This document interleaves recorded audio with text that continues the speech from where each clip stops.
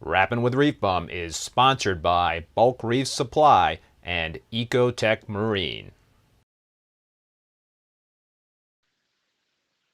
Hey, what's happening, everybody, and welcome back to another episode of Rappin with ReefBum. I'm your host, Keith Berkelhamer.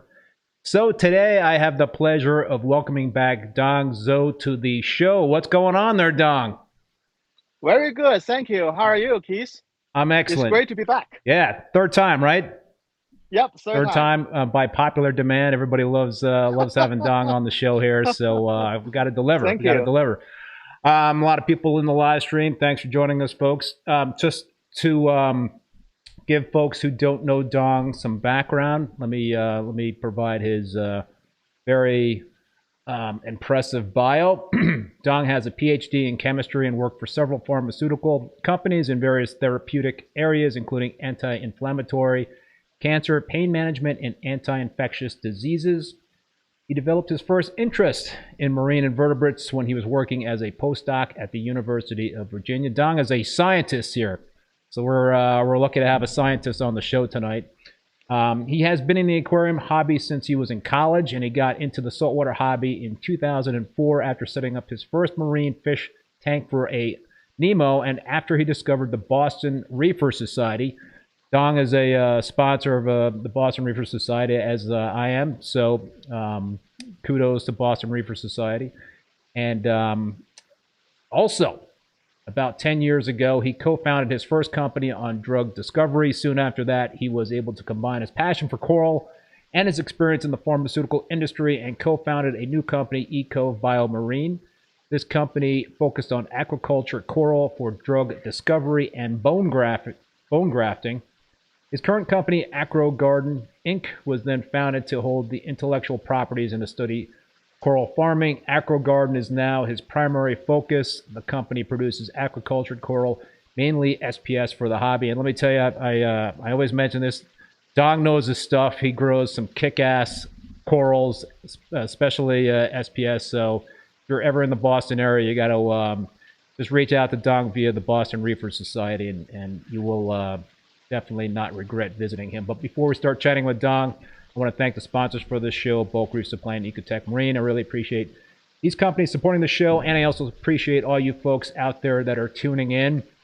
Please spread the word and hit that like button. And while you're at it, subscribe to the channel.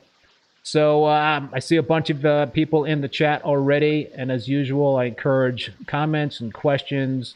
We've got a lot of topics here, right, Don? We've got a lot to talk about. I'm not sure if we're going to get through to everything, but let me just first show a quick video you shot, a couple of videos you shot of your tanks, I guess a couple of days ago.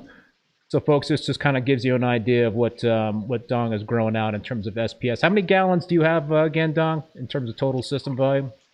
Actually, closer to 2,000. Wow. Yeah, they're mostly frag tanks, so that they're flat. They basically have lots of surface area. So the way I look at the farming system is not about how many gallon it is. It's how many square feet of space to grow coral. So that's the 2,000 gallon is mostly just frag tank. They're pretty shallow. So I got plenty of space. And to keep myself busy. Yeah, no, I mean, listen, I've been to your place. I've been to your place a few times, and it's really impressive. I haven't been there recently, though. I need to get back to visit you. And yeah, you've got a couple of display tanks, but it's pretty much you've got some coral, flats in terms of the frag tanks, and it's mind-boggling how many corals you've got in those tanks. Yeah, collecting coral for all these years. So I'm mostly growing those classic corals. Yeah, I've gotten a lot of varieties. I've gotten a lot of classics from you. I mean, what was like this tricolor that I got from you a few years ago? Oh, the Valida. It was what am I? It's a Validia. Let me just the Larry Jackson. Yes, the Larry Jackson purple tip acro. That is a classic. So yeah, that it's definitely a throwback in terms of what you have with acros. So yeah, a bunch of people in the live stream. I see Reef Keeper, Paula Powell, Amanda Mickley. What's up there, Amanda? A lot of people commenting here.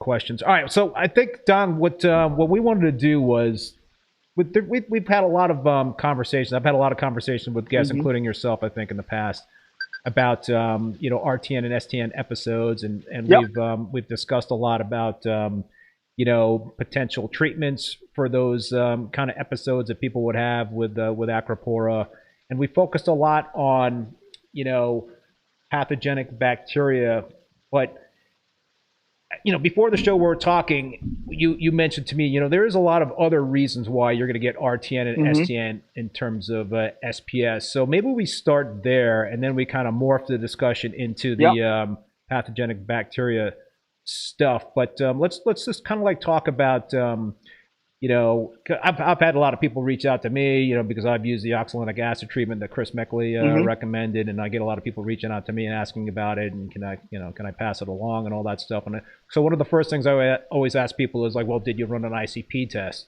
to see if something stood out? I think it's important for people to understand that they shouldn't just all of a sudden go to doing an in-tank treatment with antibiotics if perhaps that's not the issue, But let's kind of start the conversation, Don, with that, and with the other possible causes of RTN and STN besides a bacterial infection. Great. I think you got a very important point there, is that there are so many causes for STN and RTN. So for people that for new hobbyists, so STN, that means that the tissue is slowly just receded away, and RTN, the tissue just fly off and gone. So that's what the RTN, STN we're talking about. And I think that I would like to go into the STN first, because it's an easier issue to resolve. And STN, that for many people who keep SPS, you probably experience that. And also another thing is that I have this dead coral skeleton here. So for all the SPS keeper, well, if some coral die, that's normal. Seriously, I've been asked a lot of questions about in a situation when people have coral die. They text me, "Oh my God, my coral died." I said, "How many?" Is one? Okay, don't worry about it. Seriously, if you have 20 coral, one coral die, no big deal. Because I've seen this kind of situation over and over again, and I just want to use this opportunity to let everybody know every reef keeper has tons of dead coral. I have a 120-gallon tank sitting there, all dead coral. Actually, I turned them into live rocks. There you go. Or you could use them for media Yeah, for a yeah. Here, calcium reactor. look at this pretty guy. Yeah, this guy probably died about 10 years ago, and that's a beautiful coral Well, skeleton. now it came back So as a guest on our show. yeah, exactly. I'm As a going to use prop. this thing later on. Yeah, it's a prop. Okay.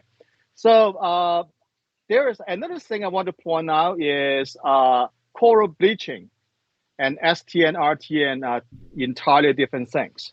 So there are many occasions, and people say, "Oh, my coral is going through RTN."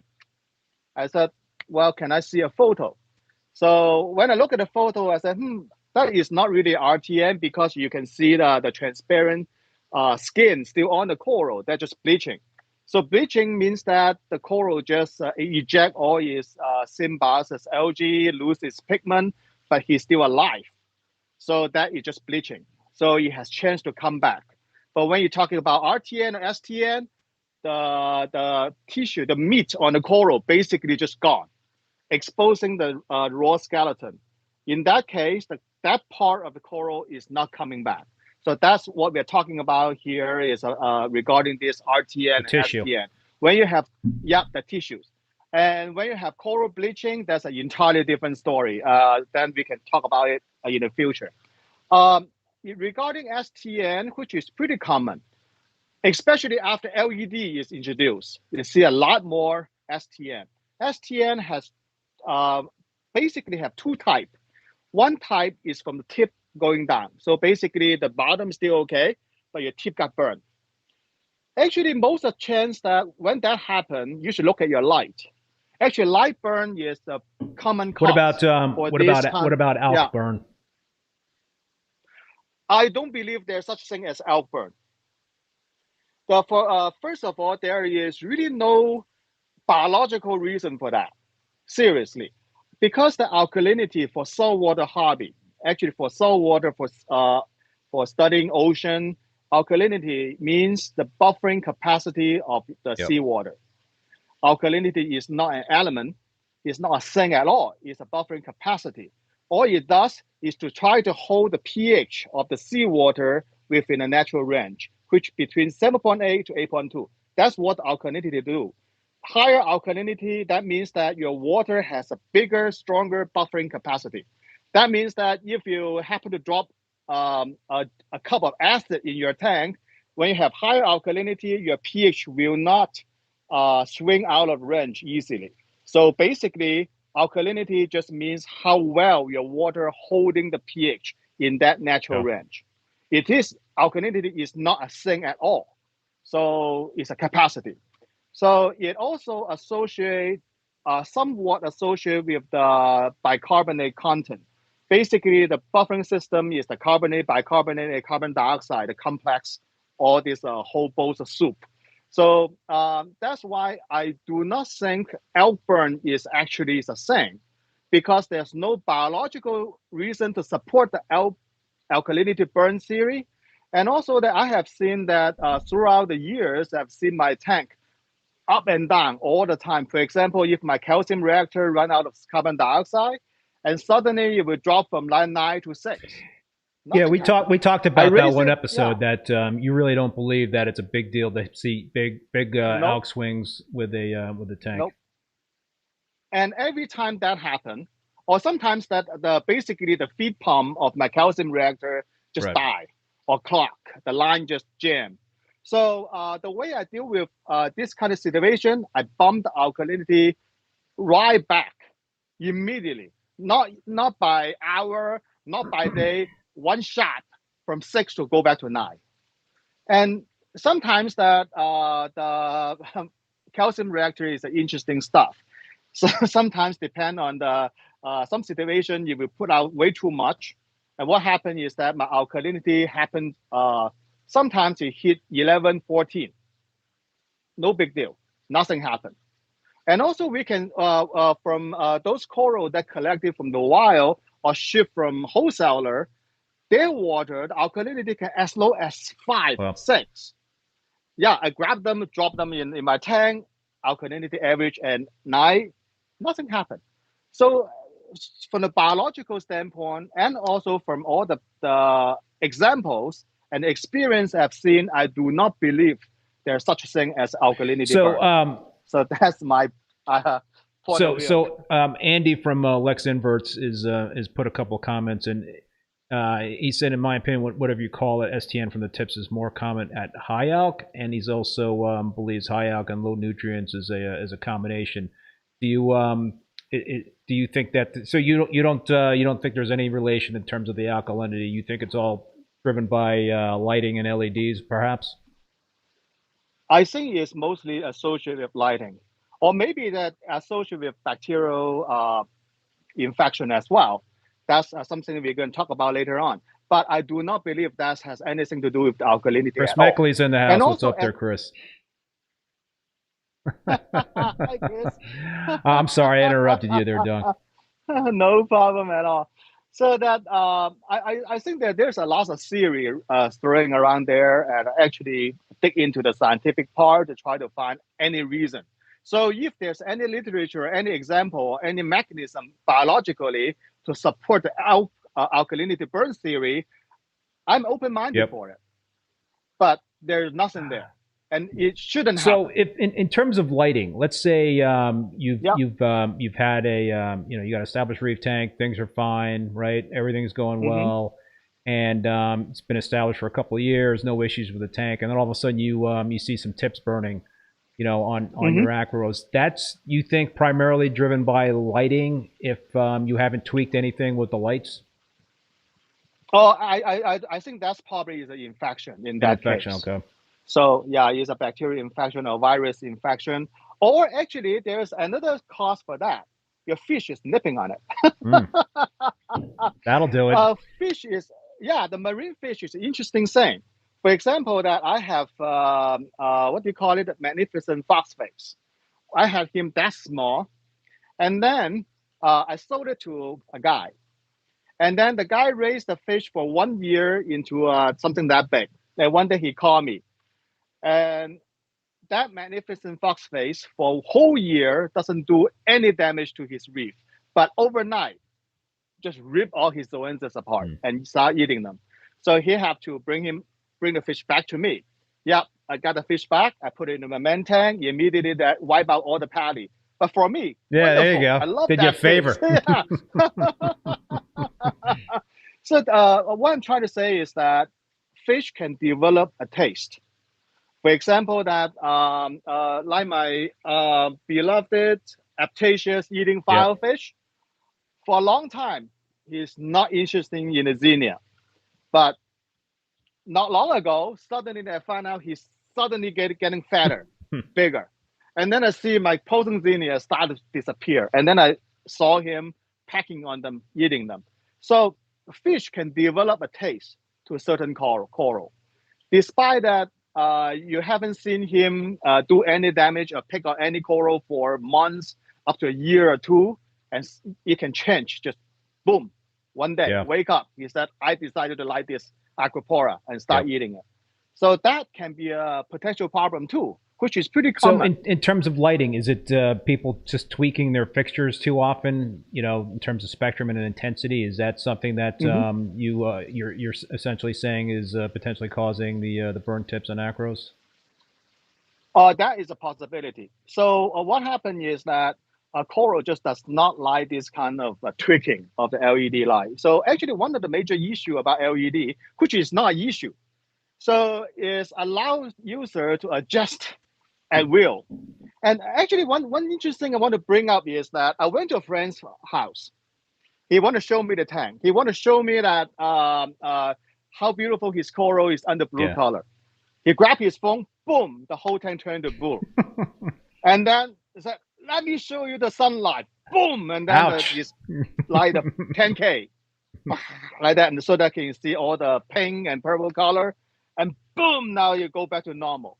And well, this kind of thing, despite that, sometimes when you get used to this kind of thing, you didn't realize you suddenly change a lot of things. You suddenly increase your intensity. And actually, one interesting thing is that it happened to me. I actually lost some coral because of that. One day, I woke up, I walked down here, two of my LED, I shall not mention what Okay. brand it is, suddenly turned into 100%. Just all automatically. What was the it just lost what was its the program. what was the percent before? I mean, different channels. The percent before is that so the white channel is only like 15%. It's LPS tank, and then the blue channel and the UV and the violet they are around the 50% ish. And suddenly it went down here. See him lost it. Both light lost the program, and then you go to 100%. So I lost a bunch of hammer. I actually lost some yellow hammer, which is pretty bizarre. Just a very short period of life shock, and can cause quite a bit of damage to that. The good thing is that it didn't happen to my SPS grow out tank for this, because I do not use this kind of LED on my precious Aquapora. We won't mention names, right? Yeah, shall not mention names. Actually, it can happen to many LED manufacturers. So, and also those fixtures are not, it's pretty old, the pretty previous generation kind of thing. So it's not a big deal. All right. But it just, all right. Yeah. Besides, so we're talking about potential causes for RTN and STN, and so from the top down, right? Do we want to shift now from the bottom up? Okay. Yes, actually, that's very important. Many times for STN, the slow tissue necrosis is actually caused by shadowing, which is now is pretty commonly known about this issue. And for example, on my in my tanks that lit by T5, I basically never see the STN happening because of the shadow, because of this lighting issue. Yeah, good coverage. I want to now I want to use the prop, if you don't mind. So I want to dim down the ring light, because in front of me is a gigantic ring. Okay. Now, this is a LED flashlight. So this, now look at that. So when you have LED lights are very directional, you can see the shadow that the cast by the coral itself. So the coral is basically shading itself, and when the part that does not receive light, they tend to slowly recede. When the part that doesn't get enough light, when they recede, they're actually basically taking the healthy tissue with them. So, and you can see that in order to overcome the shadow, you got to have physical light coming at that direction to illuminate at that angle, so that you can see the shadow start to become minimized. So that means that you need to have LED.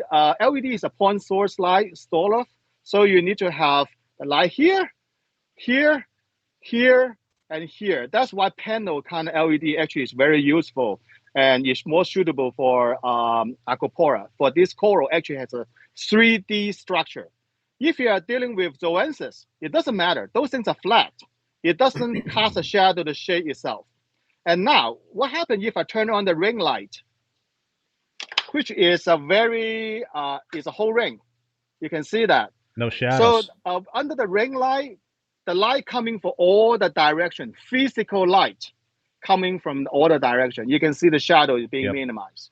It's that simple. So that actually you come down to the very fundamental thing about avoid shadowing is the light physically has to be bigger than the coral itself. So if you have one little light there, it does not solve the problem. But then here comes the question: what happened to put on a diffuser? Okay, that is a Scotch tape. It's a diffuser. Let's do this. I love the props there, Dong. Thank you. I put a diffuser on my LED light. I turn off my ring light. Now, I will show you how wonderful the diffuser works. No, it doesn't. Diffuser on LED does not solve the shadowing issue at all. But what the diffuser good at, now here comes another terminology that we talked about long time ago. It's called the disco ball effect. So a diffuser on LED actually is there to minimize the disco ball effect. It's by blending different color of LED diode, LED chips, to blend them into the one single color. So that is what a diffuser works. The diffuser is not there to minimize shadow, is to improve the blending of different spectrum. So because I've seen many people confused about what the diffuser actually works. So I see people buying diffuser on the LED, try to minimize shadow. It does not work. So the bottom line is that your physical light have to be bigger than the coral is under. That is the way to eliminate shadow. That comes down to my favorite light of T5 is the ATI T5. Right. So for matter of fact that when I watch one of the good, wonderful live stream from Bulk Reef Supply, Ryan. Careful now, they're a sponsor, Doug. Well, yeah. Well, Ryan actually said a very interesting thing. He said they saw about, at a certain period of time, they only saw about 500-ish of the ATI fixture, but they saw about 2 million or something like that for the ATI ball, because that the T5 is here to stay, and because people are not replacing the fixture, but they're replacing the ball. They actually utilize the ball. Yeah, one of my oldest ATI T5 is 15 years old now. The dimmable ATI T5, 15 years old. I just replaced all the ball. I stuck a par meter underneath it, just like new. So a couple things. So one I guess negative thing about also using a diffuser is that you will lose some intensity in that light, right? Because it's diffusing. Oh, you lose a lot of intensity. Yeah, you can lose up to 40%. Wow. So, all right, a couple of things. John Morgan, thank you very much for that super chat. Very generous, John. I appreciate that. Chris ACI, Dong, you are like my clone. Yeah. Well, but Chris, you have much more hair than I do. Look at that. Yeah, that's true. Me too. So Ghoul's comments, I have halides and still deal with STN. So can also, not only can shading, but can also lack of flow, right? If you're starting to get mature colonies and they get shaded, also you start losing some circulation in there. Is that in a combination with shading could cause the STN as well? Yes and no. Actually, I want to answer his question. His very interesting question. If you are using a single-ended metal halide with a gigantic reflector, then you probably shouldn't have much of the shading issue. But if you use a double-ended halide with a small reflector, and actually that casts a pretty harsh shadow as well. So that's why that if I want to use the metal halide, I would prefer to have T5 on the side of the metal halide, so that expand the coverage. For matter of fact, one of the coral farm, which is a very famous coral farm, I shall not mention the name, it's very good what they're doing. What they're doing is that they use a light fixture that's wider than the tank themselves. Huh. For example, if the frag tank is 18 inch, front to back, the fixture is 24 inch. Just throw it out as an example. So in that case, we're talking about T5. A T5 even wider than the tank. Wow. So in that case, that the coral grows very well, no shadowing, and basically here comes another important thing. There is something called the microfragging, which if you do a Google search, many years ago, there's a technology for grow SPS called the microfragging. That means that it chops the coral into very, very tiny segments. Then the combined growth is better than just have a one single colony and growing out. The reason for that is that if you chop the SPS into small colonies, small frags, every area of the colony receive good light and good flow. When you have a colony, the same, especially tabling acro, the branch in the middle, no matter what, they got the flow is lower, and they got blocked by the outside branch. And also, then they will, no matter what light you do, they do shake themselves. I From remember a branch to video branch. that Jake Adams did, just doing exactly what you just said. He went into a colony that looked like that dead colony you held up there, and it had very the branches were very close together, and he was going in there and kind of thinning out the branches so there could be more flow through inside of the coral. Yep. And also, the more light be able to shine on the polyps. So that is the reason why this so-called microfragging works, is to expose every single polyp in good light and good flow, so that they get the maximum potential to grow for every single polyps. So that is the idea behind it, and it actually works. Just looking at some of the comments. John Wright, hi from England. Love your video, Keith, but Dong is amazing. Thank you. Every time the frag doubles. Raleigh's Reef Ranch, ORA microfrags. Every time the frag doubles, they cut them in half and have been doing it for years. Interesting. Yep. Another person's asking, Chris Sturgis, what about LED T5 hybrid? What are your thoughts on an LED T5 hybrid? I think it's a very good system, but I have a slightly different idea about that. So right now that we are supplementing LED with T5, the way I prefer to do is supplement T5 with LED. So the primary driving force will be the T5, but T5 has one major issue. It does not pop. The color is pretty flat. Yeah. So that is, and also that you get no shimmer. But that is a side issue. So by supplementing T5 with LED, you get good growth, and also you bring some of the pop back. But actually, the aquatic life, those T5 fixture, I think they're great.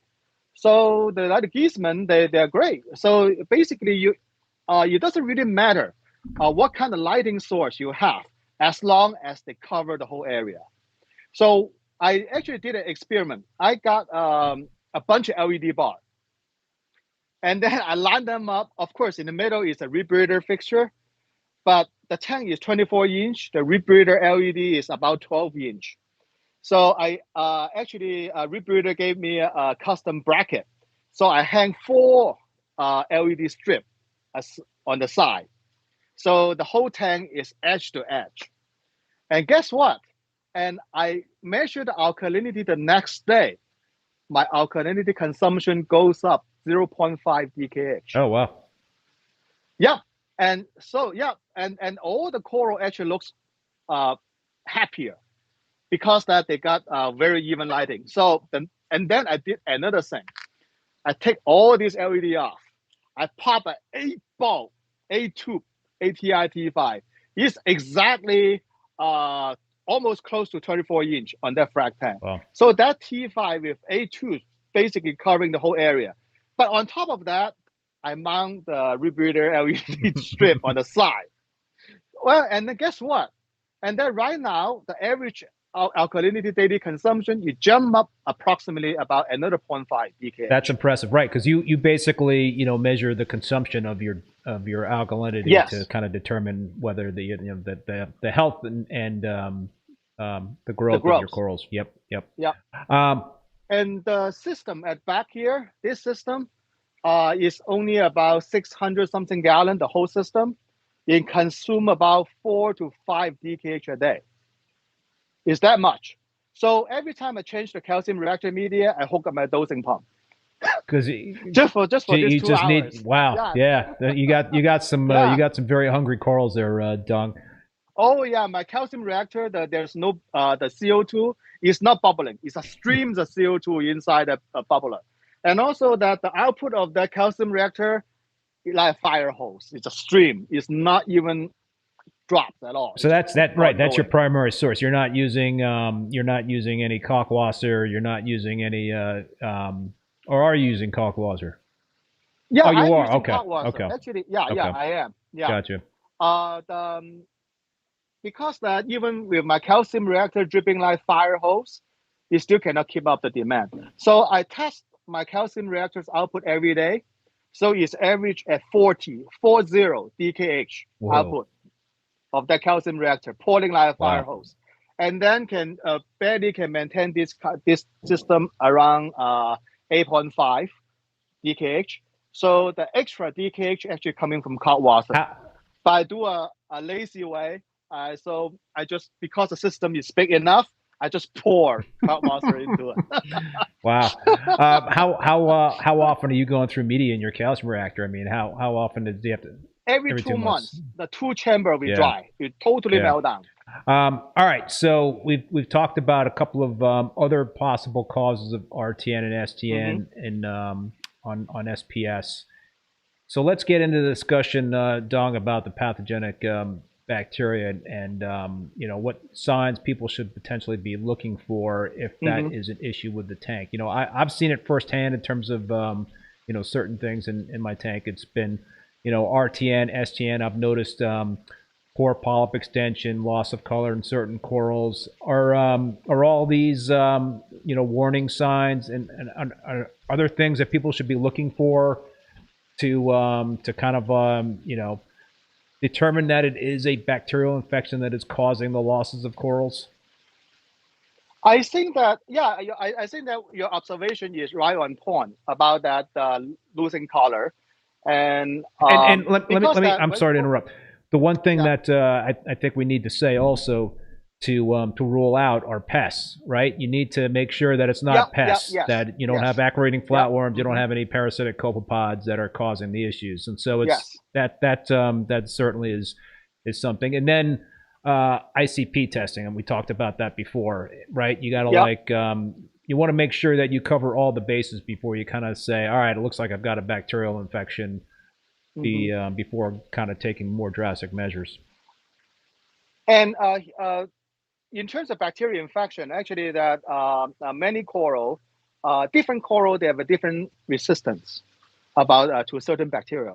And also that even though you see a beautiful tank, everybody looks happy in your tank, they actually have a different tolerance of different bacteria. So if you see one coral start to losing color or doesn't look very good, my suggestion is that to yank the coral out, treat the coral itself instead of treating everybody. Because that when you're adding any antibiotic or antifungal reagent in your tank, it affects the whole ecosystem. So you're basically punishing everybody because one guy is sick. So my preferred way is to isolate the sick guy and treat that coral itself instead of treating the whole tank.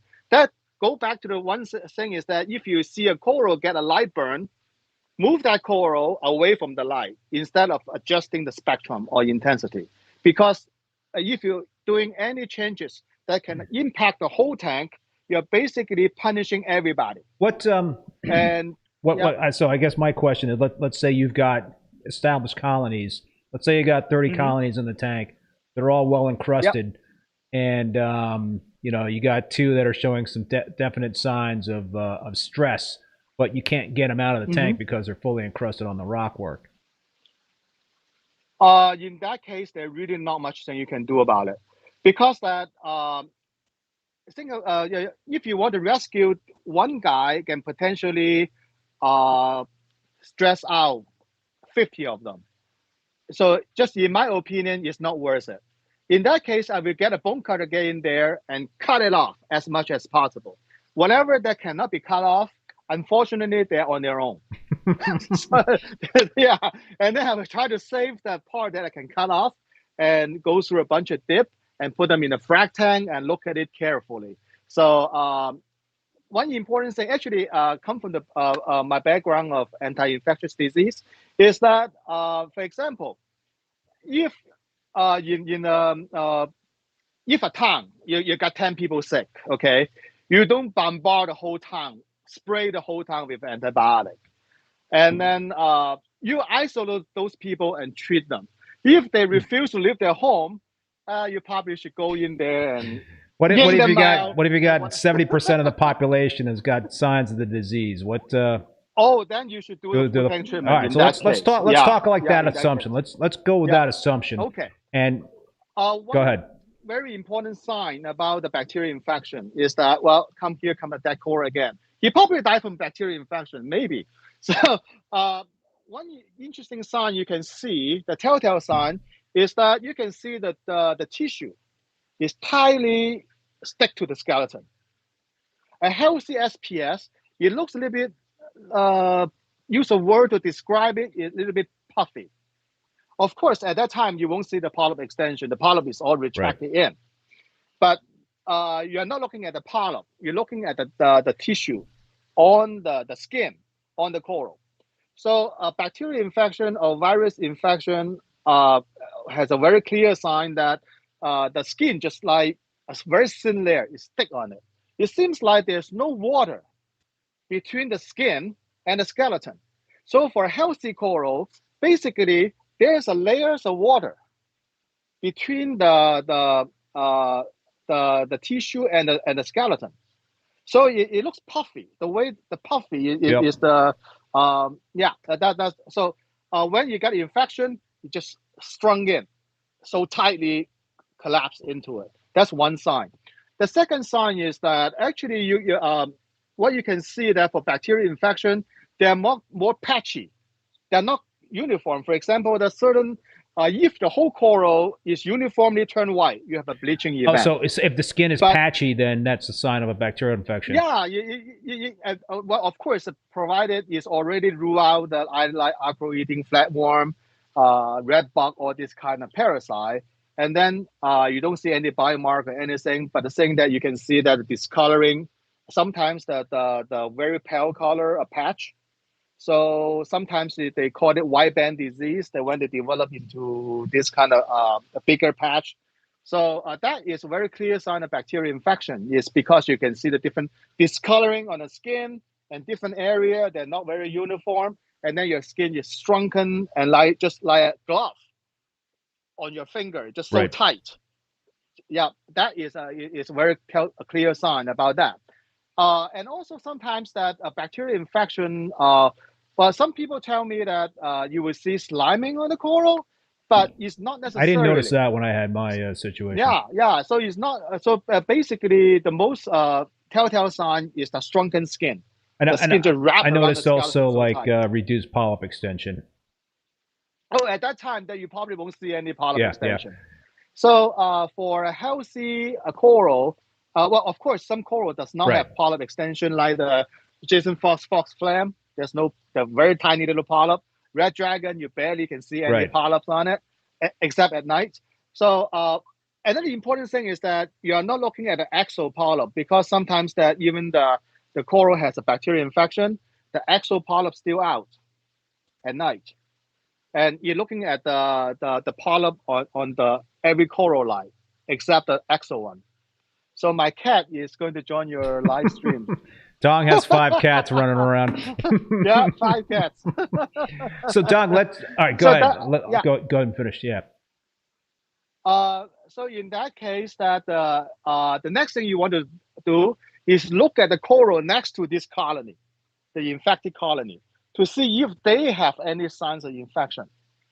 So for example, if you see the close by colony is which is not the same species as this one, you might have a pest or packing by fish issue. It's not really a bacterial infection in that case. But if you see that the colony around it all looks healthy, and only this poor guy looks really sad, yeah, very likely you got a bacterial infection. So, and of course, we have to rule out those fish packing on coral kind of issue.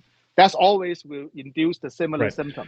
So, all right, let's talk about the use of oxalinic acid and Cypro. So these are like, they can be used as dips, but let's talk about in-tank treatment. So, my understanding with the pathogenic bacteria like Arcobacter is that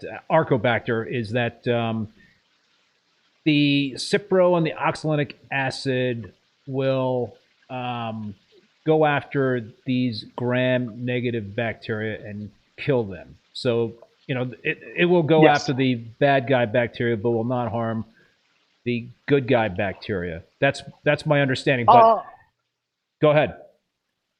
Okay, so first of all, that Cipro and also oxalic acid, they're all sort of like a broader spectrum antibiotic, and they're mostly effective, very effective on gram-negative bacteria. Here's the interesting thing: most of the bacteria in the ocean are gram-negative. Just give us a little tutorial in terms of gram-negative versus gram-positive. What's the difference? Okay, so the gram-negative bacteria has extra cell membranes. Just think about it that the gram-negative bacteria is harder to overcome than the gram-positive. Gram-positive and negative, it just means that when you take the bacteria and stain with certain kind of coloring reagent, the gram-positive bacteria, because the stain can get inside easier, so that it show the color. So that's gram-positive. Okay.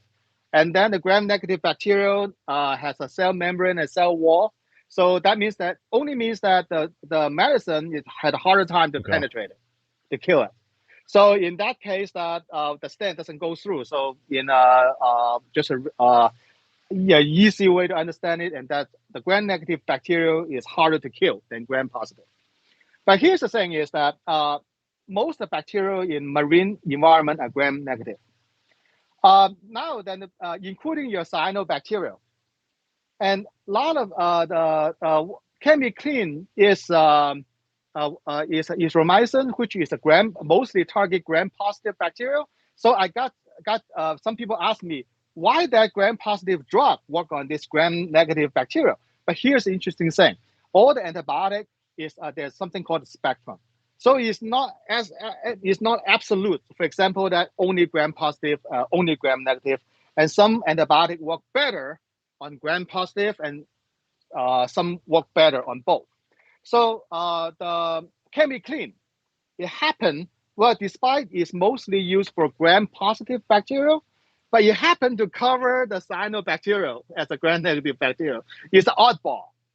So that's why that the can be clean can kill the cyanobacteria. But here comes the interesting thing. Interesting thing is that I remember Jake Adams.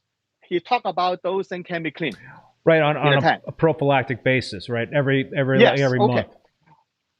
I think that he could get away with that is because that can be clean only kills very small number of gram-negative bacteria, and while the most of the bacteria in marine environment are gram-negative, so that the can be clean is basically wiping out some of the cyanobacteria and maybe take away several other kinds, but it doesn't do a major harm to the whole bacterial colony. So that's why when he doses it every month, and the tank's still running fine. So so my take is that basically the chemical is not doing too much in there, except that suppressing some of the cyano. But that does not mean that people should dose antibiotic into the tank prophylactically. As for any use of antibiotic, very important thing is that do not use antibiotic when it's not necessary. That is absolute the golden rule. The reason for that is that bacteria is very smart. They mutate. They can overcome the drug that come there to treat them. For example, many of the antibiotics, they don't wipe out certain bacteria. They always have a little bit left. And that little, for example, that 10,000 bacterial number X, now see the antibiotic running down. Okay. So 9,999 of them die, one left. And now this guy will mutate rapidly, and to find a way to overcome that antibiotic that you shower them with. And now this guy, it no longer be effective by the antibiotic you give them, and he will multiply rapidly. For example, marine bacteria can double their colony size in about 4 to 8 hours. Think about it. That's very rapid. And they mutate so quickly. Some of the bacteria mutate overnight. It's scary stuff. It's really scary stuff. Yes, it's like that actually, that's what the superbug we're talking about for human, is that we are running out of antibiotic. So if you keep prophylactically treating people with antibiotic, And one day, actually that day can come very soon that we have no antibiotic to use. And now all these That's right. yeah. That's why I've always heard that in terms of humans, right? If you're always taking Yes. antibiotics, it's not a good thing because eventually you will become kind of it won't have an effect on the problem that you're having at hand. So you'll become immune to them. And actually, that's only one thing. And what happened that the super bacterial in this person's body infected the other guy. And now the other guy lose all the capacity to fight this bacteria because no drug is available. And now when this superbug spreading around, which is already happened throughout the world, and then now we end up like back 100 years ago, there's really no treatment for this kind of disease. People are dying from common bacterial infection. So actually in a saltwater environment, you can happen to have make some coral that eventually going down this route and become superbug infected and no cure for that. And this superbug is going to spread around everybody's tank by fracturing, selling fracs, Dong, you're blowing my mind here. Yeah. Basically, this is a very fundamental thing about antibiotic use. Right, you're causing it. You're messing with Mother Nature. That's what's going on. Just a couple of quick things. Yes. Rob of State New York, thank you very much for the super chat. Comment is great. Chat, my brain may explode. Andy. One other thing, Andy comments, the phenomenon that Dong describes is much less likely if you use antibiotics as dips. The danger is repeated in-tank treatments is the danger. Yeah. Yep. Mm-hmm. Yes. That's why that my recommendation is that anytime you want to use antibiotic, you should use them in dip and use them in a QT tank. And then after the dip is gone, I don't know if you should pour it down to the sink, but I don't know. But probably it's okay. Then you just remove this environment entirely. So that means that this antibiotic only temporarily exists in this dip or in the QT tank. And also another thing is that all the antibiotic, they target multiple bacteria. For matter of fact, the most of the antibiotic on the market, one of the criteria for a new antibiotic to come into the market is how much different kinds of bacteria can kill. So the newer antibiotic replace older one because the newer one can kill more, can kill different more types and more completely. So that means that it's a total wipe out, that kind of thing. Of course, the ideal antibiotic is to wipe out every single one. Right. But that is a entirely different story. What about so my question is so I've used oxalic acid as an in-tank treatment, and I was having a lot of RTN and STN episodes in the tank, my peninsula tank, and it was going on over a few months, and it was just kind of like every now and then it would happen, and then it started happening more, and then then I just decided to hit the tank with the oxalic acid, and 2 months later, knock on wood, everything is looking pretty darn good. Everything's looking very healthy. What are the so is the danger that longer term things could turn sour, or is it just something where if you do too many of those in-tank treatments, then you're playing with fire, in terms of using the Cipro and the oxalic acid, for the in-tank treatment? I guess my question is, what, given that those, antibiotics target the gram-negative bacteria, right? Mm-hmm. What is the collateral damage to the other bacteria in that tank that are good guy bacteria? Actually, they all die. They all die. Yeah. Basically the antibiotic they for those like Cipro and also oxalic acid, is not they don't tell good guy or bad guy at all. So they just kill most of them. But of course, there is you brought up an interesting thing. If you treat your tank, you get a whole tank treatment. Once a while, it's not a big issue.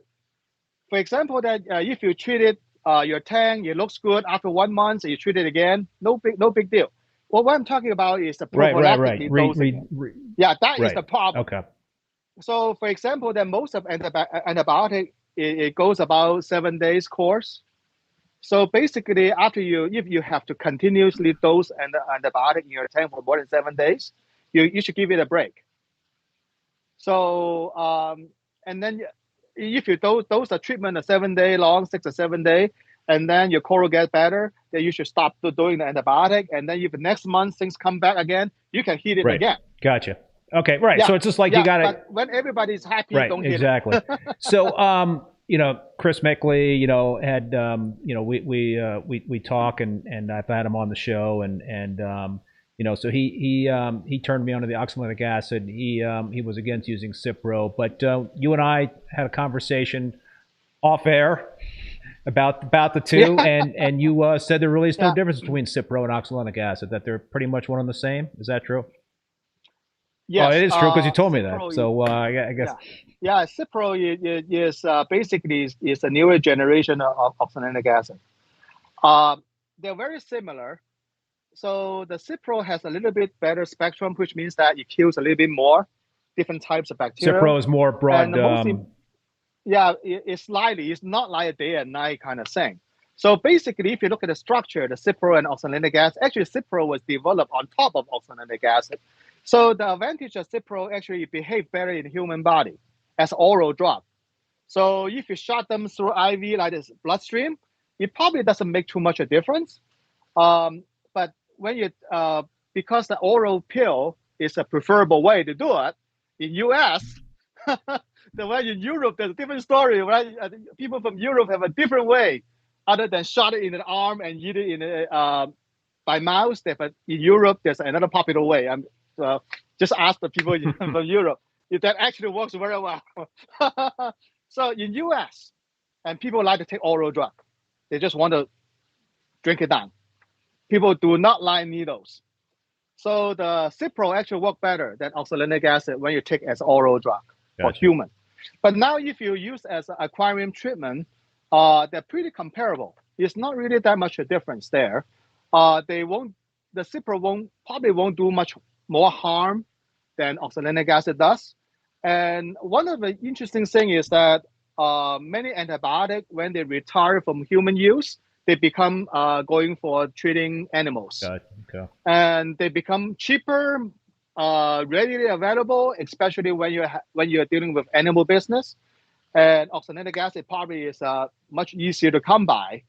And also less paperwork or whatever kind of thing. So I think that you can use both. So if you have one or other, just use them. What about witch hazel? Oh, okay. Witch hazel. You've got some.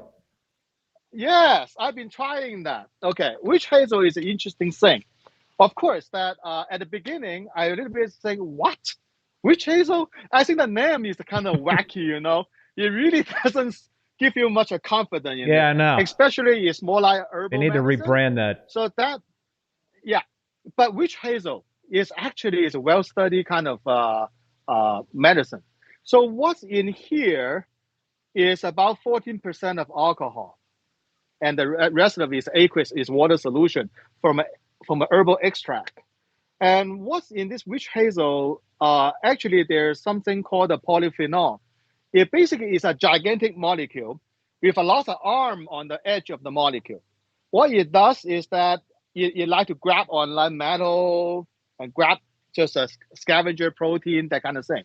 So besides what complex mechanism, what it does is that it does have some of the antibiotic, antibacterial activity. That's for sure. It is a polyphenol. It is an old school antibiotic. Actually, when in the Middle Age,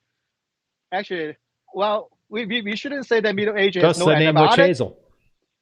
Yeah, exactly, because that it works. It's antibiotic. It's pretty mild, natural antibiotic, and also that it can be it's an insecticide in certain extent. But why it doesn't classify as an insecticide? Because that witch hazel actually kills certain plant faster than the insect. So that's why that they shouldn't that's why it's not called an insecticide. But it does kill the insect. But unfortunately, that if people want to use it as an insecticide, your plant go first. So that's the reason. So basically is a complex groups of chemical in here for real. It is antibiotic, and it does kill bugs, and also it has a very interesting phenomenon. And people used to use this witch hazel to smooth out their wrinkle. What happened is that when you apply this witch hazel on the skin, your skin just tighten up. Let me give you one example. If you buy a duck, a raw duck from supermarket, you open up the wrapping, you can see the duck skin is pretty Wrinkly. Yeah. wrinkly. Yep. And now you got a cup of boiling hot water. You pour on this poor duck, the skin puff up, becomes smooth. Just exactly like when you apply witch hazel on your wrinkle. And that is an interesting phenomenon, because what happened is that you make the, try to imagine flatworm is like a skin. You apply, when you hit witch hazel, you actually, you just contract. When it shrink, it fell off the coral. For example, that like those micro starfish, especially the brittle star, and like sea spider, all that kind of thing, the witch hazel actually works very well, because that what happened is that they all shrunk and then just fall off the coral. Seriously. So I actually test this thing for a while. I have this micro brittle starfish, the tiny starfish, the soft one, not the hard one, not the Australian star. And I can see them just shrunk up, become rigid, and fall off and die. So that is one of the, I think that's one of the reasons that it works against like the worms or something like that. Is basically it's a physical phenomena before they get poisoned to death. But this is a hypothesis. Don't quote me on that. This is not scientific study. Yeah, you haven't done this is just scientific research on that one. Yeah. No, because there's a lot of scientific research paper on this thing. Seriously, I'm surprised about how much paper on the witch hazel. Really? Being used on, yeah, it is. It's kind of interesting. And it has been studied quite well. So the witch hazel actually is not really a witchcraft. It's just a bottle of natural, mild antibiotic, and also insecticide. So, but here's the thing.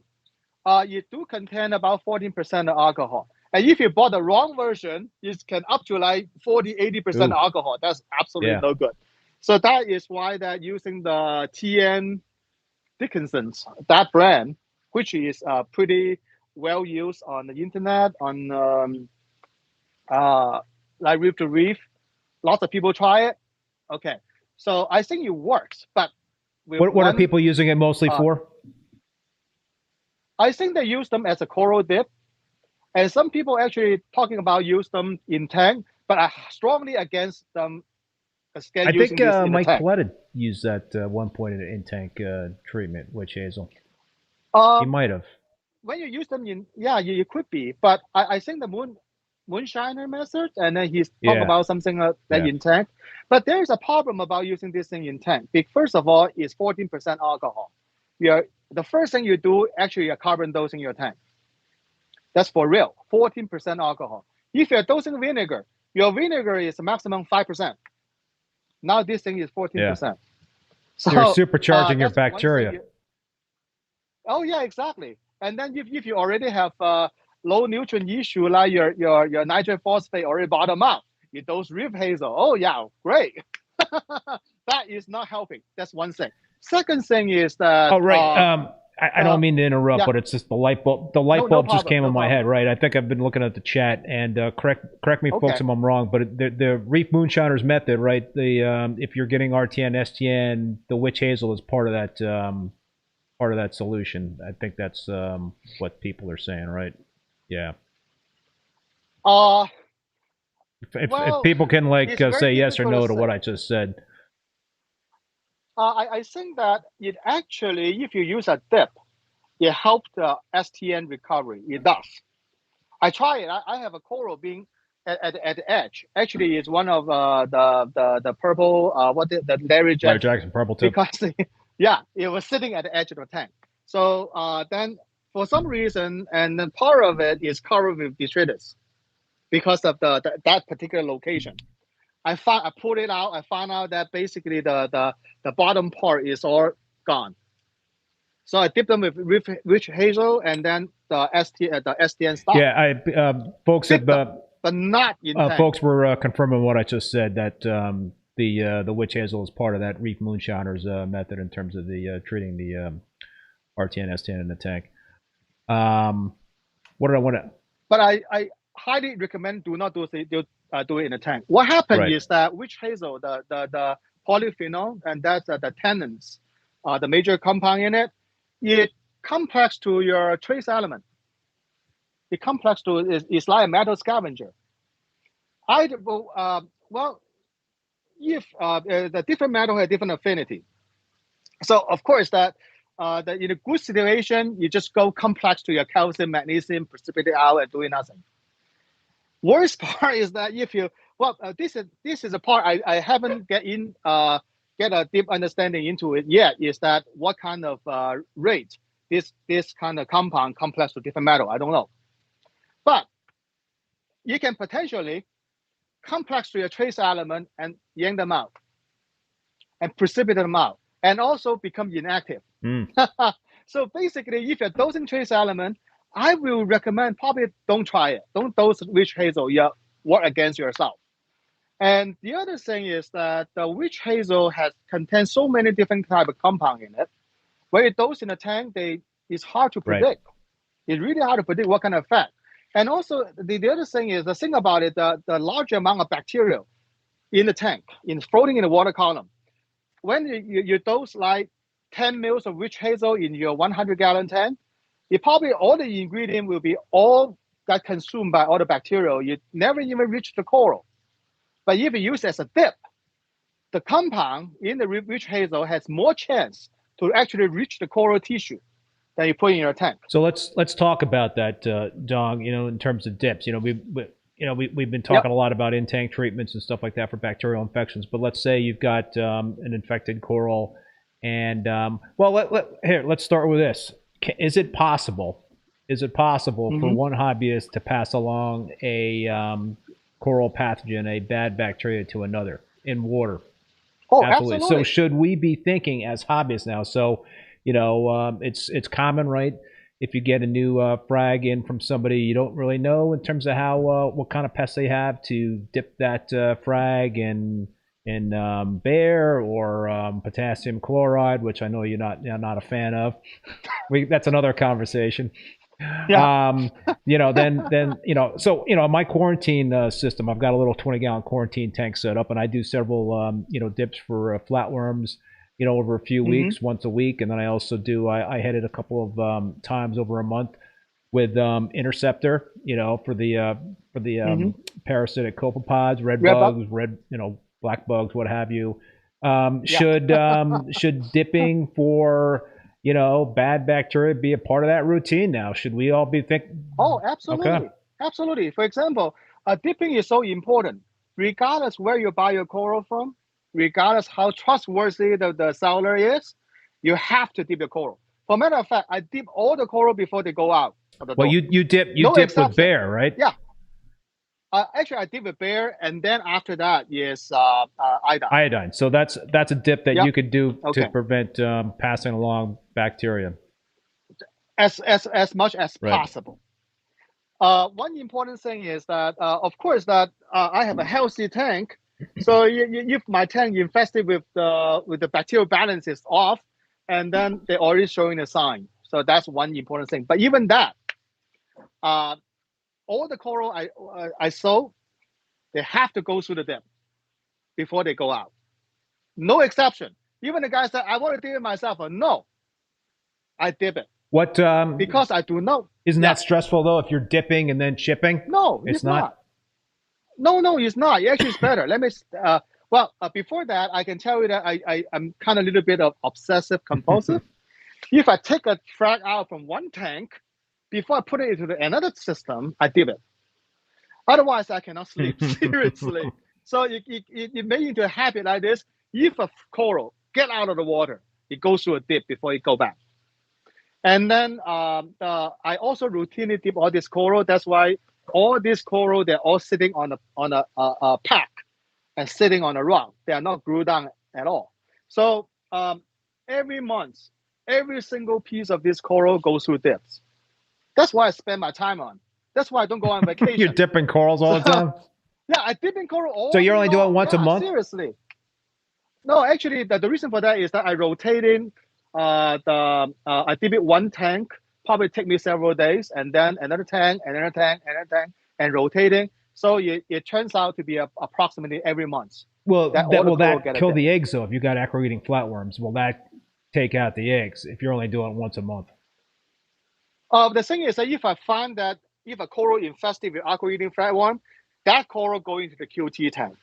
The QT tank is dipped every week. And if you dip every week, you will break the cycle. Yes, but the good thing is that I do not get wild coral anymore for 2 years. I'm done. You're done with what? Wild. I'm done. I'm done with wild import coral because that I read a study from Australia.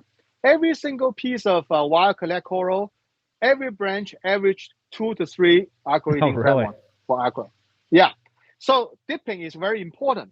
So and also another thing is that basically I'm mostly growing this coral with very little input from a new coral comes in, and some people bring in some coral for trade. I inspect it throughout, and here's the important thing: aqua-eating flatworm and the egg normally is at the base, right? And the egg is actually on the skeleton. They're pretty easy to spot. They are not on the press. They're very easy to spot, and just chop off the base. No matter how encrusted it is, it's off. The solid off, and that's one thing. And also, you really can see very simple. And every coral coming in goes through the Bayer dip. The Bayer actually works very well. The Bayer, if you get an aqua-eating flatworm infection, the Bayer you can tell. So if you see the aqua-eating flatworm falling off, and then you look for the eggs. So, but if it doesn't have any flatworm coming off, I still look at the base. So, what's a good dip, Dong, for making sure you don't bring in a bad bacteria? You know, what's a good dip to use for that? And the follow-up question is, can you do the dips consecutively? So let's say you bear dip, and then can you right after that do a dip for bacteria, bad bacteria? Yes, absolutely. But here's the interesting thing I observed on the Bayer dip. So the Bayer is this milky white solution. So the Bayer has 2 ingredients, 2 chemicals in it. These 2 chemicals all targeting the worm. One is a nerve agent, the other one is enzyme inhibitor. So what happened is that these 2 chemicals, the Bayer dip is meant to spray on the lawn by water. But these 2 chemicals has a very poor solubility in water. So that's what this white milky thing in the bottle is to disperse to help the chemical to dissolve in the water. And this white stuff is absolutely inert. It's not it doesn't have any chemical reaction. But this white milk has one interesting property. It strips the bacterial film off the coral and off the plug. Or you can try it. You can grab a coral with the plug. You can feel the plug pretty slimy. And you go through the Bayer dip, you take it out, you can rub on the plug, and it becomes not slimy anymore because this kind of a milky thing, they strip the bacterial film off.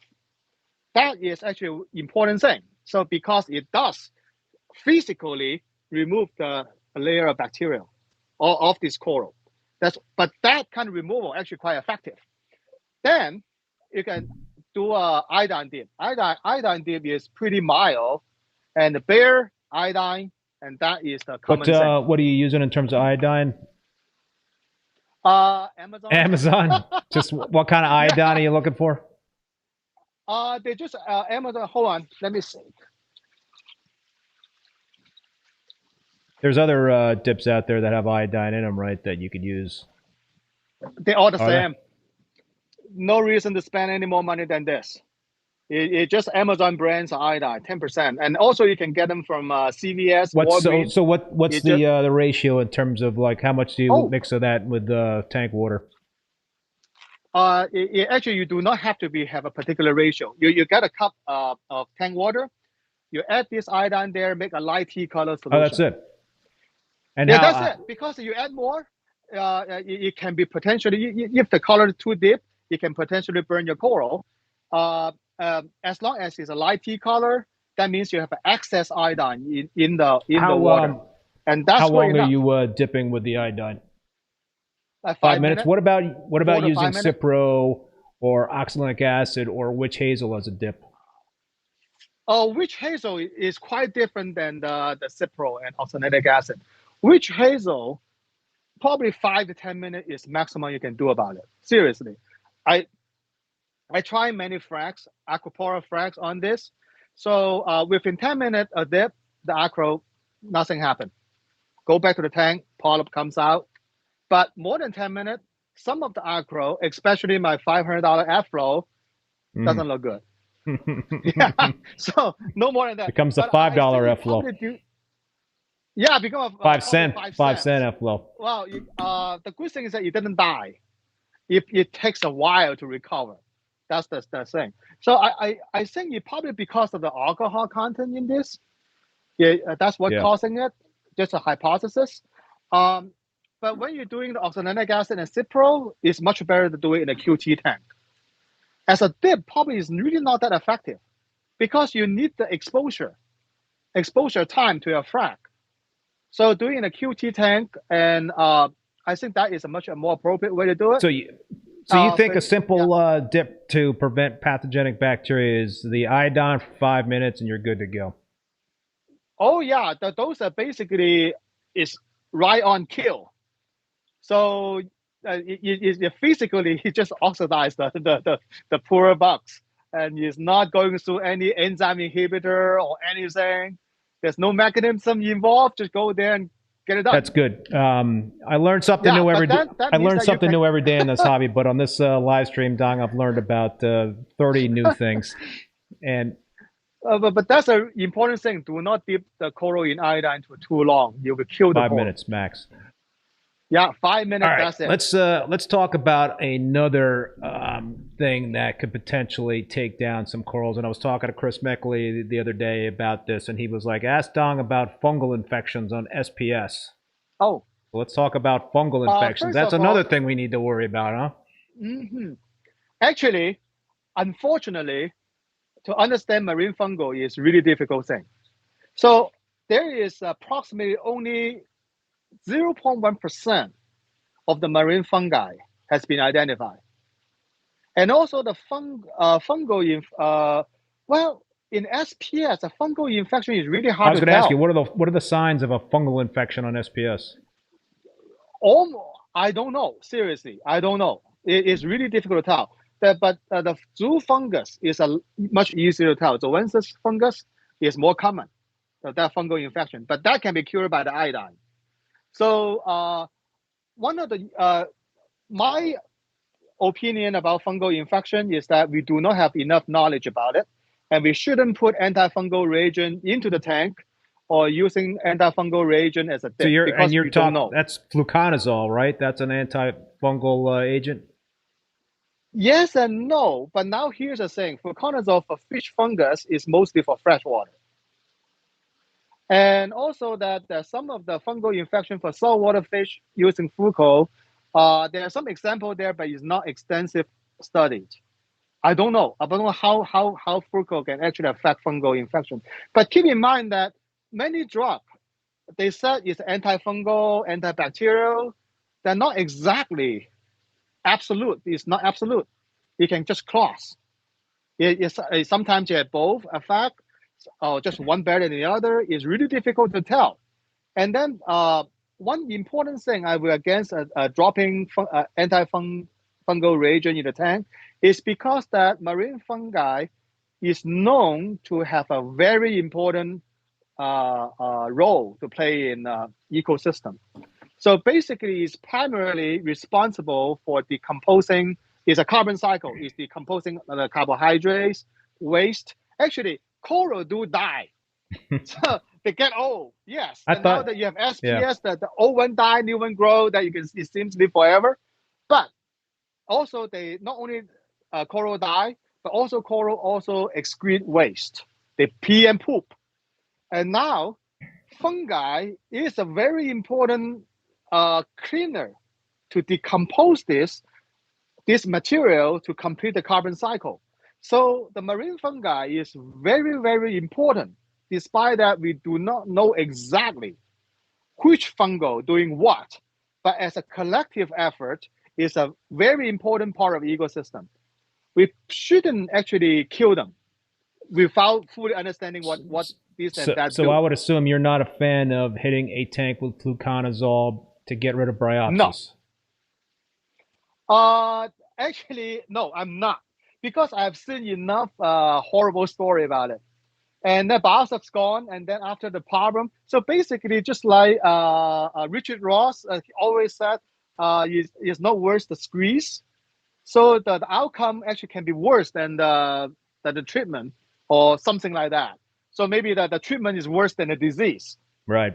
And because that when you hit the tank with Fungal, and then the best thing happening after that is a lot worse. I've seen so many cases, and people actually give up the tank. And after also hitting with fluconazole. Yeah, right. And another thing is that those kind of side effects does not show up immediately.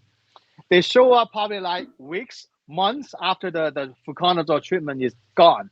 And especially right after people type on the internet said, "Hey, fluconazole works, wonderful, everything left." And then after they type the message, hit the send, post on the Facebook, they go home, and the thing start to turn bad. It's after the fact. It's after the fact, and also it's very slow. So that I have seen people after treating the Fungal, and then it basically just ruined the whole tank. So Chris from ACI is asking, I was thinking to try fluorine as a dip for fungus and bacteria. What are your thoughts on that, Dong? Fluorine? Yeah.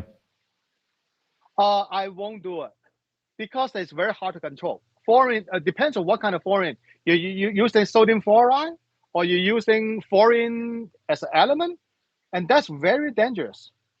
And also, that's another thing is that when this thing works well, and is proven to that's iodine. It works well, proven to be safe. That'll work on fungus too. Oh yeah, it will.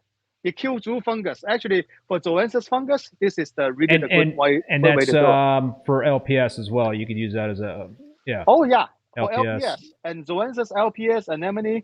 So the iodine dip actually pretty universal. Chris is talking about potassium fluoride. Oh, Chris, you have to ask the potassium chloride. No, potassium fluoride. Oh, potassium fluoride. If it's too much, it's not good. And also another thing is that it's just not enough understanding about this thing. First of all, you have to identify if you really get a fungal infection. Yeah, how do you do that? How do you do that? I'm asking you. Is that's not easy? No, it's difficult. And also for zoanthus, zoo fungus, it's well known and well documented, easy to tell. But for Acropora, I don't know. So it's really difficult to tell. Another important thing is that fungi some of them do live inside the SPS and serve as important function inside. And killing them antifungal treatment, I probably just leave it alone until getting more understanding. Because the iodine, they treat whatever is outside. It's a short period of dip, it wipe it out, and done. So, and also you don't need to find out what exactly is a bacterial infection or is a fungal infection. Give it a dip, done. And no more than 5 minutes. I see somebody, Brad, is asking. I thought iodine dips aren't good for acros, but just don't do it for more than 5 minutes. Don't do more than 5 minutes. So within 5 minutes, no problem. And sometimes that what you want to do is that the concentration, if you look into the cup, it should look like a watered down Starbucks coffee and divided by 2. So you don't have any recommendations in terms of how many drops of the iodine and actually there is a interesting thing you can follow is the CCAM reef dip. CCAM reef dip. So CCAM reef dip basically is this stuff. And also, so well, they it's a have very good specific tip. directions in terms of how to. Okay. Yeah, they have. So if you follow the direction CChem on it. directions, then you could use those directions for that generic iodine Yes. dip. Sorry, CChem, I Yeah, don't mean to like hurt your business there, but No. Actually, I think CChem's iodine is very affordable. The price is pretty good. Yeah, it is a good price. And then if you don't have Amazon Prime, why not just buy the CChem iodine? Chris is saying, I know this, but it could be a great dip because potassium fluoride is toxic when elevated. Yes, absolutely. Yeah, fluoride is really. Yeah. Yeah. So and actually, when we talk about fluoride, and then remember that we have a discussion about that U.S. water versus European water difference. Yes. Fluoride. So the U.S. water is treated with Yeah. fluoride. So many are saying that the people in Europe have to dose fluoride. We may not need to do that because the fluoride actually can pass through the hobby grade RODI pretty easily. Right. So we probably already have sufficient amount of fluoride in our tank. Besides, our tea looks good. The coral looks good too. Yes. So, all right, we've been talking about dips in terms of for aqua-eating flatworms, and you are a fan of the Bayer dip. Yes. I have switched off to the potassium chloride, and I've had a lot of success using it. I know you're not a fan of the potassium chloride. I guess I've used that dip consecutively, once a week for months on a whole frag tank once, and I lost like 1 acro. So I would assume that if you're doing it at too high of a concentration or too long, then that it's a potentially, I guess, could be dangerous to the coral. And I think what you explained to me when we're talking offline was that so the potassium chloride is effective because it removes all the water in the membranes of the flatworms. It's just kind of it's like it sucks out the water. Yeah, it sucks out the water. It can suck out the water of the corals, right? Right. But here's the thing: the potassium dip there is just for aqua-eating flatworm alone. The potassium chloride has its usage, not at this high concentration, but in a pretty low concentration. It actually works for removing aqua-eating flatworm, but not killing them. So because that on the aqua-eating flatworm, actually for many flatworm on the surface, there's a potassium receptor. What they do is that when they hit by excess amount of potassium, the flatworm just like have a spasm, something that kind of thing. So you lost its grip to the coral and falling down to the water. That actually is one of the potassium chloride initially being used for the treating flatworm, is because of this potassium channel on the flatworm itself. It does not kill the flatworm. That's the worst part, because at this low concentration, it does make the flatworm fall off the coral, but it's not killing. I've seen the egg. I mean, from my experience, and I use a certain concentration of it. I've actually seen the flatworms disintegrate when I blow with a turkey baster. The flatworm will actually like. Yeah, that is because you use a concentrated enough of them. It basically suddenly you wrap the flatworm with this high concentrated potassium chloride, and you immediately get zapped out the juice, and then you disintegrate it. The beautiful thing to watch. Yeah, it's a beautiful thing to watch. But then the thing is that I still prefer Bayer because that the coral has less recovery time. The only thing, the thing that I don't like about Bayer though is it's milky white, and you just can't see what's coming off the coral. That's my complaint about Bayer, and also I think it can be dangerous to you, right? No, it's actually, not? I love the milky white. You do? Because the milky white thing is absolutely inert. It's just some kind of formulation to suspend the two chemicals in the water column, so that you can spray on the lawn. And that's what the milky thing does. And it's absolutely inert. It has no chemical effect whatsoever. But it does strip the bacterial film as a physical soap, because it is a soap. The milky white thing, that's why it's be able to strip the bacterial film of your coral and your frag plug. So that is one, it has added benefit. So let me tell you one story about actually two stories. Story number one. A friend of mine, several years ago, he was dipping his whole tank, all the coral. He's taking it out and put it in a big Rubbermaid top to dip dipping them. with Bayer. but he did it. Yeah, Yeah. with a bear. He cannot see what they just put all the coral in there, and then he did it at night. So he took all the coral out and put it back to the tank, but he gets so tired, so he decided to go to sleep. Next morning, when he tried to empty out this bucket, there's an SPS colony, agro colony, sitting at the bottom, squeaky clean. Nothing happened. He put it back in the tank. Polyp comes out. Everything normal. Okay, story number one. Story number two happened to me. A guy bought me a rock with a Monty cap on top.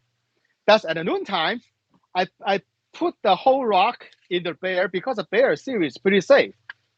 Okay, I just put it in a tub, filled with bear. I went to lunch. I came back. I lift up the rock. I might have Benny drum out. The Blenny just he was hiding in the rock. The poor fish was 2 hours dipping in this solution, and he's still living in there after all this year. That's one tough fish.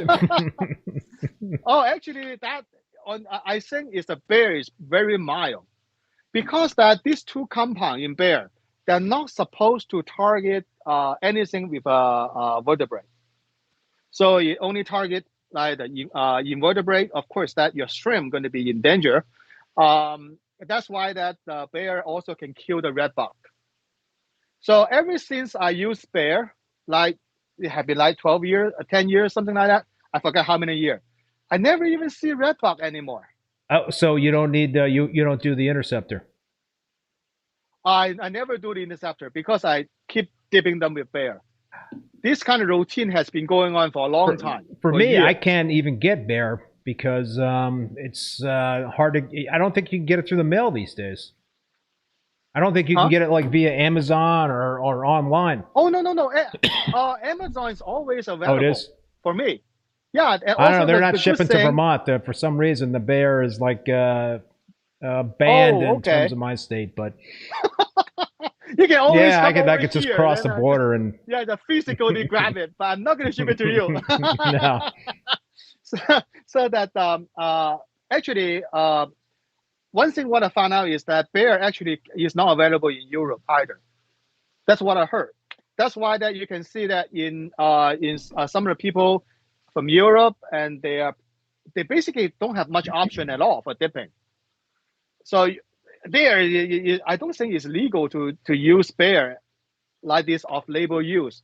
So in the States, we have a lot of freedom, seriously, about. For example, that we can buy a fish antibiotic from Chewy now. So the thing is that try to imagine that happen in Europe. It doesn't happen. They don't have option, but we have the option. So I think, well, you don't have the option. I'm sticking with the potassium chloride. That works for me. But I hear what you're saying. You know, it's So if you stick with the potassium chloride, give the dilute potassium chloride a try to see that. Whatever the formula is that I've been using seems to work because it hasn't. Like I said, I've dipped hundreds of frags in this stuff, and I've lost one, over the time that I've done that, and so it seems to be pretty gentle in terms of the concentration that I'm using and the amount of time that I'm dipping it for. So but it's always good to have options in this hobby, right? What's Dong? And now you have this. Yes, witch hazel. But no more than 5 minutes. So just quickly, Dong, we've been talking a lot about pests in terms of pathogenic bacteria and other kind of pests like acro-eating flatworms and bugs and all that stuff. What would you suggest if people can afford or have the space to set up a coral quarantine tank? What's a good setup for people to have a good basic setup? If you don't have a option to set up a QT tank, just dip. Well, let's say you do have the option to set up a quarantine tank. What do you need for a coral quarantine tank? Actually, there is pretty simple stuff. A coral actually is much is easier to quarantine than fish. For example, that actually all you need just get several pieces of light rock, toss into a tank, and get a nice power head. No, actually not nice power head. The $60 J-Bow from Amazon, more than enough. a good heater. That's Yep. very important. A good heater. Never skim on the heater, because the heater, the cheap heater, is not reliable. They can kill your whole thing. And of course, you need a good Yep. light. Basically, if you don't have comparable light as your main tank, and you actually stress out the coral during the quarantine process, because that can be really stressful for coral if you put a crappy light on it. So normally, sometimes I see people have a nice tank, nice water flow, nice heater, and sometimes even have a sponge filter, a crappy LED on top. No, that's not good at all. So the light is very critical to coral. For example, that if you have a Radion on your main display tank, you'll probably consider buying a used Radion or AI or anything reliable, anything that is known, well-established brand. Well, like Rebreather, inexpensive, excellent quality, those kind of things. You have a good light, good flow. Basically, it's not much different than your main display tank, but you don't need a sump. And and if you do an antibiotic treatment, all you need just a tank, several pieces of rock. Actually, that let me get back to the rock later on. The rock is providing filtration. So the antibiotic you add to the tank is unlikely to wipe out the good bacteria on the rock for filtration. It's unlikely, because that's way too much. And also another thing is that those denitrification bacteria, they are on the rock surface. Right. Yep. And then your antibiotic is try to circulate in the water column, and they hit a different location. They basically hitting the coral, and of course that your rock get hit by those antibiotics, but the sheer amount of bacteria on those rocks, you just cannot kill them off. And also they reproduce quite rapidly. And most important, as coral, you get a negative bioload. It's negative bioload. The coral does not poop and pee ammonia as much as a fish. So it's a very sterile environment. I mean, like very, very, I mean, in my quarantine tank, I've got like, practically zero nitrates and phosphates. Man, I don't test it too often. I don't test it too often, but how do you overcome that? Oh, in a quarantine tank for zero phosphate nitrate? At a quarantine tank, at that moment, it doesn't really matter for a zero phosphate and zero nitrate, because you're treating them in a medical environment. You're adding antibiotic to it, and then many beneficial bacteria are going to die. So this is just a temporary housing for your new coral. And it's not like a year or something like that. You run it for 7 days, 8 days, 6 days, 5 days, that kind of thing. So it really doesn't matter for your nitrate and phosphate. In this situation, it doesn't count anymore. But it's important to keep your calcium, magnesium, and then your alkalinity in check. It does not have to be the same as your main display tank, as long as you fall into the range. Alkalinity, 7-11, like the convenience store. From 7 to 11, pick a number. And also, any number you swing all day long, it makes zero difference. You can go from 8 to 9, 10, and then go back to 7. Yeah, in several hours. You know what I do? Go ahead. I was going to say, you know what? My coral quarantine tank setup is, I got a 20-gallon tank, cheap tank that I got from a local fish store, and I've got a good light on it. So I use the GHL Mitras on my Peninsula tank. So I've got a little GHL Mitra instead of the LX 7206. I got the 7204 or whatever. So it's like a little LED light, That's a 5-star treatment. Yes. Only the best there, Dong. So I've got that going. And I got like a hang on the back filter, with a couple of filter sponges. And I've got a little activated carbon thing in there that I use. And I've got a little nano skimmer. And it's basically, it's not skimming really. It's just providing the aeration, to help keep the pH, I think, elevated. And then got a heater, got a little gyri pump in there. And I do 50% water changes with established tank water, every week to make sure that, and I've got live rock in there as well. So, I think, this looks wonderful. Basically, you're putting your coral in a 5-star hotel for the QD stage. So, what exactly how do you use the activated carbon? Because you would take the medicine right out. Oh yeah, no. When what I do is I'll pull the frags out and I'll dip them in my potassium chloride dip. So I pull them out of the quarantine tank and I'll dip them. Everything goes out of that quarantine tank, gets dipped. Then I hit it twice a month with the interceptor, and I pull the activated carbon when I do the interceptor treatments on that quarantine tank. So that's my methodology. Yeah. So are you doing the antibiotic treatments the same way? I'm not doing antibiotic treatments on that tank. But yeah. Good. If you don't see the infection, don't do it. Yeah, but I will be doing the iodine dips before I put frags into that tank, because for 5 minutes it sounds like it's a good idea to do that. Add it to the protocol, you know. Yeah, I think it's a very good idea, and also that the iodine dip is pretty mild, and you can do for almost every coral you can do. And iodine dip actually has very effective on Euphyllia. Torch and hammer. One last question, Dong, before we wrap up. Adrian Fang is asking, what are Dong's thoughts on dosing the tank with hydrogen peroxide as a preventative against pathogens? I've been dosing every week, 2 mLs per gallon for years, and see no bad effects on the corals. How big is the tank? Yeah, Adrian, if you could provide that information. But what do you think about hydrogen peroxide as an in-tank, thing overall, generally?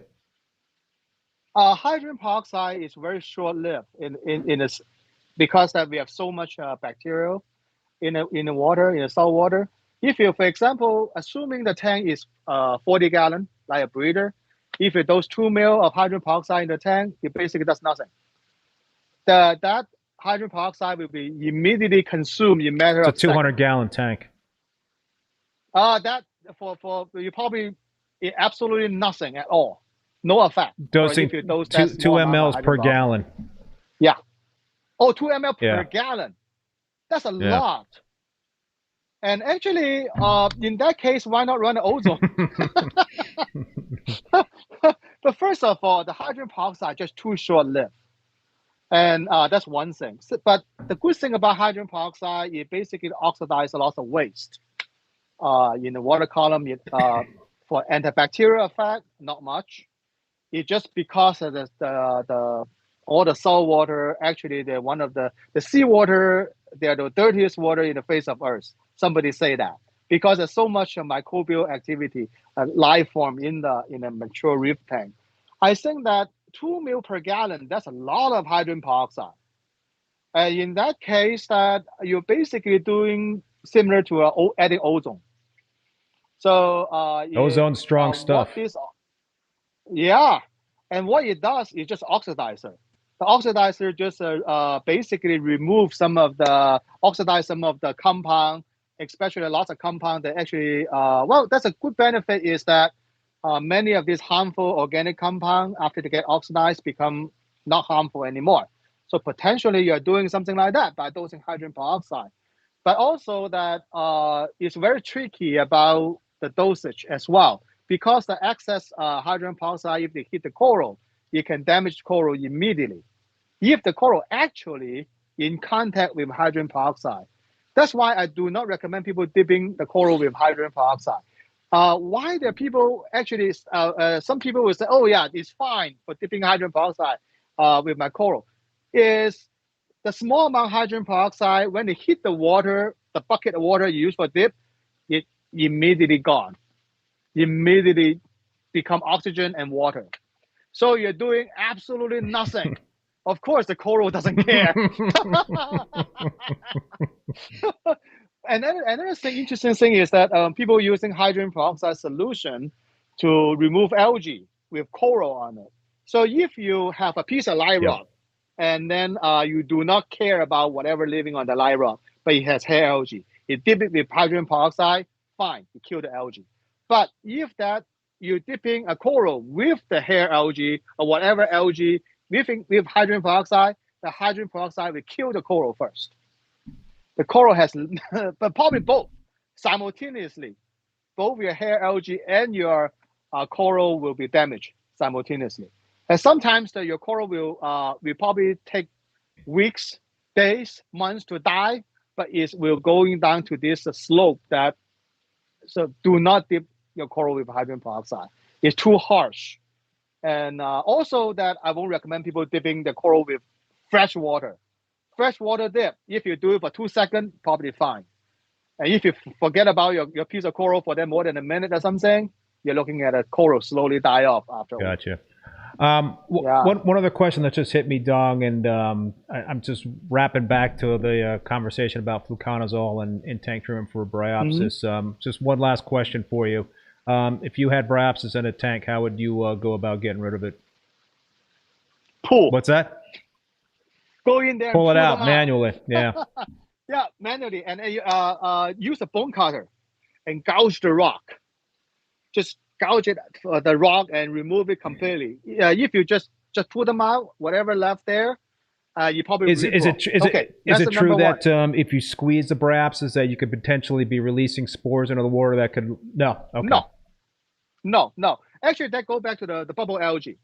The bubble algae myth about that you squeeze the bubble algae, release tons of spore, that is being debunked because that people actually look inside the water of the bubble algae.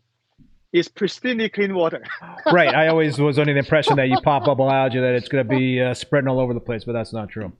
No, it won't. Actually, for the biopsis, there's another way to do it. For example, if you cannot really gouge that patch out, the rock, you just pull it as much as possible and get a piece of reef putty and cover that area. Cover it, and after 2 weeks, remove the reef putty. And that works. Yep. I've heard that as well. All right, Dong. Well, listen, man, this has been very educational as always. Just based on the comments here that I could see in the chat, people are really getting a lot out of this conversation. We really appreciate you coming on and sharing your knowledge with all of us. It's certainly a very enlightening experience. Any final words there, Dong, tonight before we sign off? I think the important thing is that if a coral gets sick, treat just that coral and do not change any global parameter, and try to avoid do a broadcasting treatment for everybody. And also another important thing is that as a reef hobbyist, you're going to have dead coral, guarantee. The longer you are in this hobby, and this actually you can use them as a trophy. The more dead coral you have, that means you have more experience. And do not get upset if it happens. Nature has it happens to the best of us. It's part of the deal. Yeah, it's no avoiding it. So, like I said at the beginning, if you folks are ever in the Boston area, just check out Dong's place. You'll be very glad that you did visit him, and you can reach out to him via the Boston Reefers Society. He's got a forum on there, and that way you can connect with Dong. So, again, thanks, Dong, for being on the live stream, and I also want to thank both Bulk Reef Supply and Ecotech Marine for being sponsors of the show and supporting this live stream, and also want to thank all you folks out there for tuning in and watching, and appreciate the super chats. Finally, a big thank you to Paul, who is the moderator and is the president of the Boston Reefers Society. Thank you, Paul. And thank you, Paul. Please join and support your local reefing clubs. They are so important to the hobby. And, you don't have to be like right in the area where the reefing club is. Anybody can join Boston Reefers Society around the country. Yes. I'm a part of Boston Reefers Society. I'm a sponsor. I'm 3 hours away. I'm in the Northeast, so I guess it's my closest club. But you could be in Montana if you want, or California, and be part of Boston Reefers Society, or you could join your local club. But just join a club. That's my best advice. It's going to be very educational. I meet a lot of awesome people. So I also want to let folks all know that all episodes of Rappin With ReefBum are available as podcasts on Spotify, Apple Podcasts, Google Podcasts, Stitcher, and Amazon. My next Rappin With ReefBum live stream will be next Thursday, February 2nd at 7 p.m. Eastern Standard Time. My guest will be Jason Fox from Jason Fox Signature Corals.